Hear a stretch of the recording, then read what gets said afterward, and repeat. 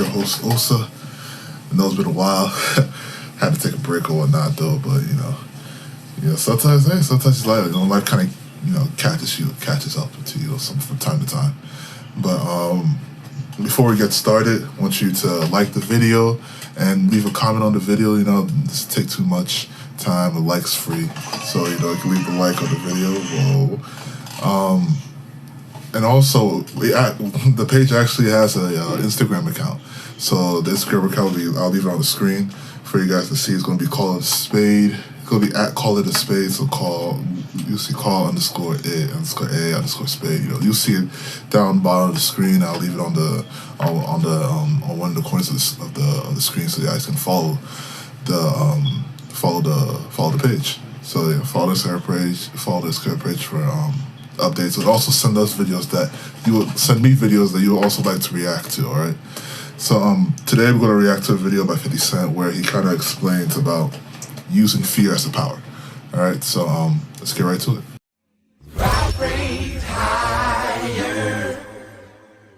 After the actual shooting, I went through a process. A lot of people won't be honest because their image would be up. They've been through the actual experience, but I went through a portion of me actually being afraid and experience because I was hurt physically. I was hurt bad, so I was afraid and I was uncomfortable with being afraid. And the only time I wasn't afraid is when I was actively involved in actually looking for somebody connected to it. You look at the bushes. When I see the bushes, I look through the bushes. The paranoia from the experience of actually being hurt heightens your senses to everything, the possibilities of things happening. It shifted me. It's either when you get hurt that bad, either your fear consumes you or you'll become a bit insensitive and you'll start to approach the problem instead of run from it. That's interesting. That's a very interesting thing. He's kind of explaining all the disorders and phobias really that comes with it. In particular for this one, it's more about hurt and pain and how that kind of heightens you, or you can see it as heightens your senses. But sometimes I will differentiate that in terms of just us being more rigid or more hardened by that experience, so that we try to avoid it, and thus us avoiding that problem is not really addressing the issue properly, so that we can finally solve and actually move on from that type of trauma and pain that it brings. So that's interesting from him, him saying that and kind of expressing that for me, because if you guys don't know who 50 Cent is, so you guys Google that man. But from where I am, I live in Queens, New York, and he's a fucking legend here.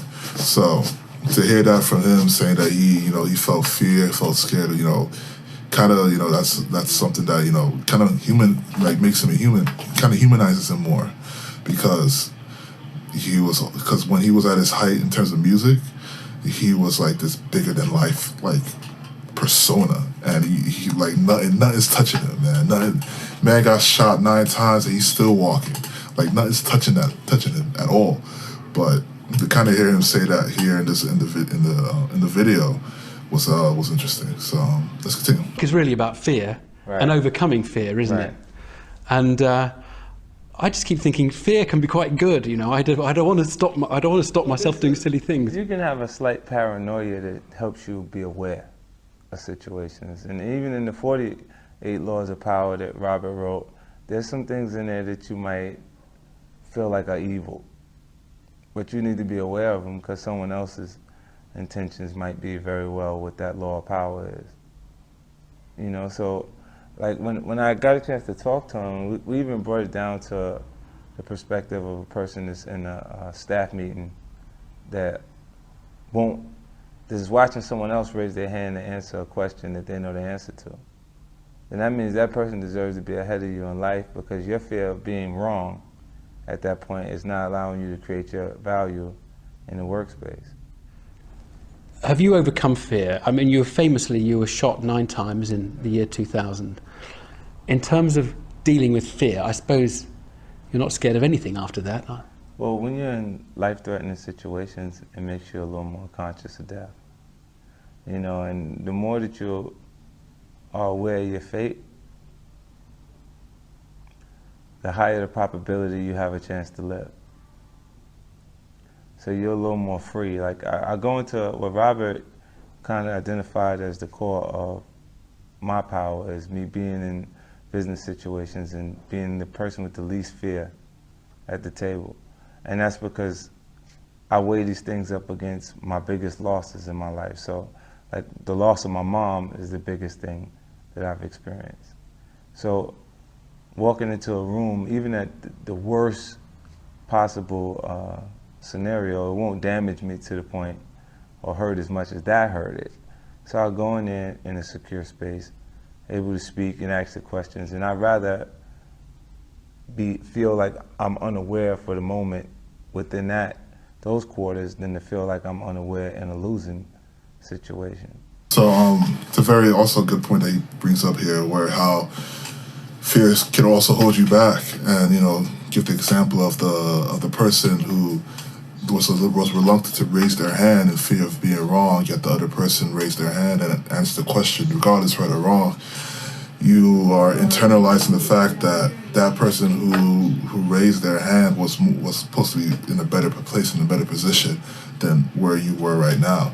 And for me, like, I can even kind of relate to it, because I can remember many instances where I might have probably hold my tongue, or maybe backed off, or maybe just went into the shadows and let other people do their thing because hey, I wanted to see people win, but maybe internally it was kind of me just like, hey, my fear of failing was kind of holding me back and holding me hostage. Fear of failing, fear of being perceived as stupid or being ridiculed in some form or extent.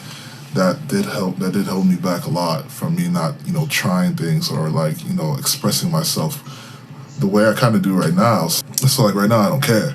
Like you're gonna hear me.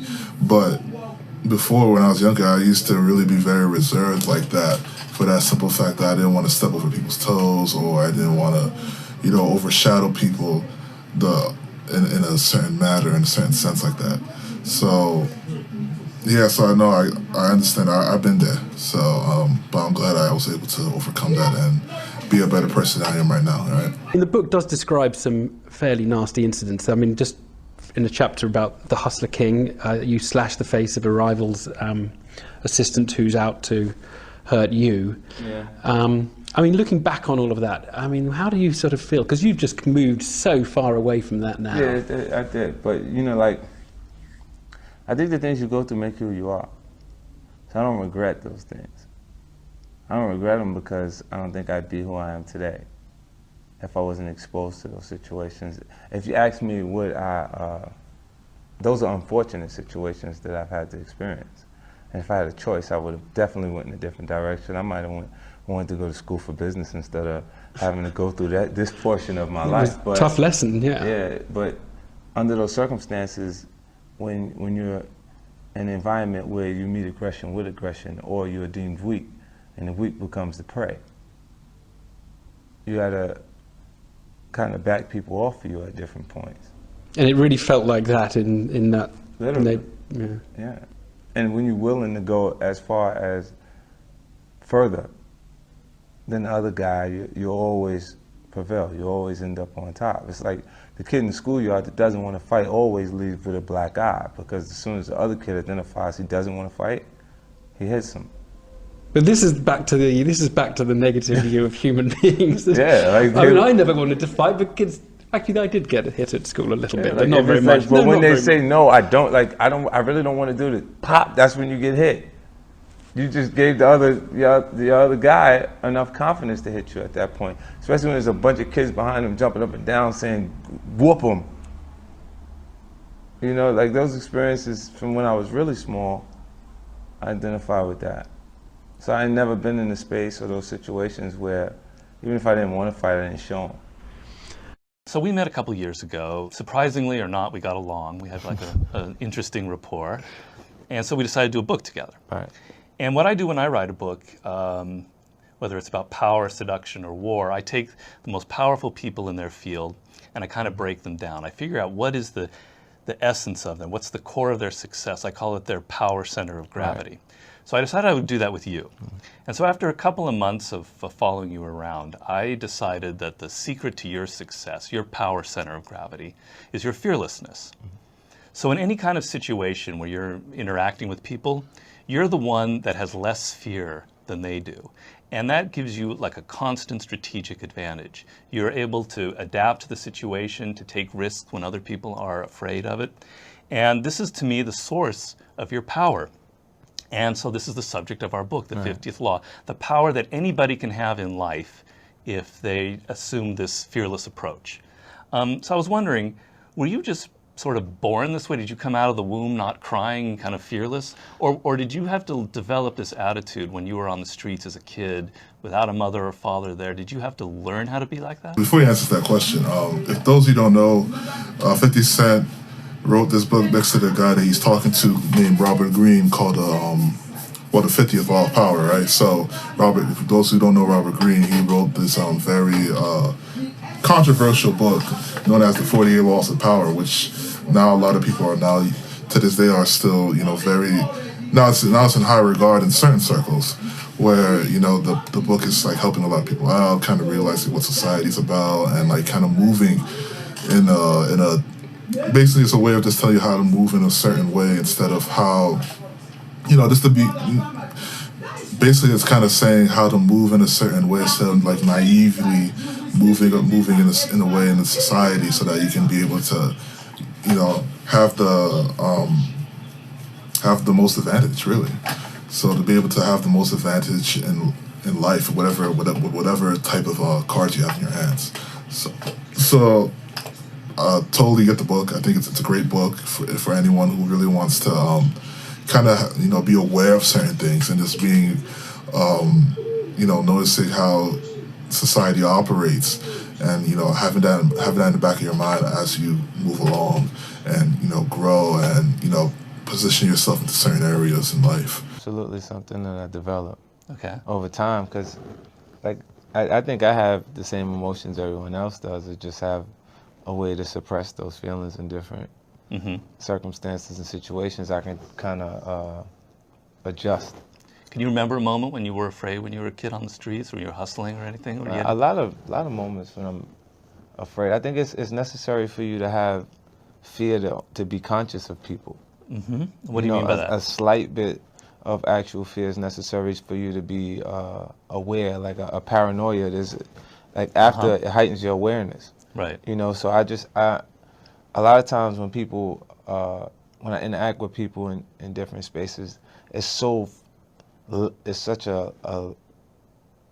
less intense than what I've had the experience prior to music, that it puts me in a space where it's really a relaxed space. So it is true, a lot of times I interact with people and they have a stronger fear factor involved in our interaction than I have, because I've been in way worse situations, to me, more dramatic spaces. So I just look at each one of the situations and kind of analyze it, or I'll use a parallel to something I've experienced in my past to make sense of the actual situation. So a lot of the decisions are kind of like gut feelings. Like the music business and entertainment in general, there's no school for it. Right. So you got to kind of instinctively make the right decisions and be spontaneous and not be afraid to actually be yourself in different ways. Like I've interacted with artists that have great talents in different spaces. They're amazing. They can do things that I can't actually do, but they can't beat me at being me. That's a huge point right there. In terms of what he was talking about with the using fear as using fear to keep him on the edge, basically, whenever he's dealing with certain situations. That's one way of doing things, and that kind of works for him because he's been in like much more dire situations before, so that he can he can put those older experiences and put it into practice into the situation that he is right now. So that kind of works for him. But I would kind of disagree with that in terms of using fear as some way of keeping you on edge. For me, it's more so about kind of staying in control. And what I mean by staying in control is having a more calm head, you know, having a much more, you being focused around your surroundings, being aware of your surroundings, having much more of a calmer demeanor so that you can focus on what's going on around you. And that, for me, that's helped out tremendously, because now that I sit, I can, like, you know, I can, you know, sit down metaphorically, right? I can, like, sit down, you know, just have my mind be clear and, like, see things for what they are instead of what people are trying to paint them to be.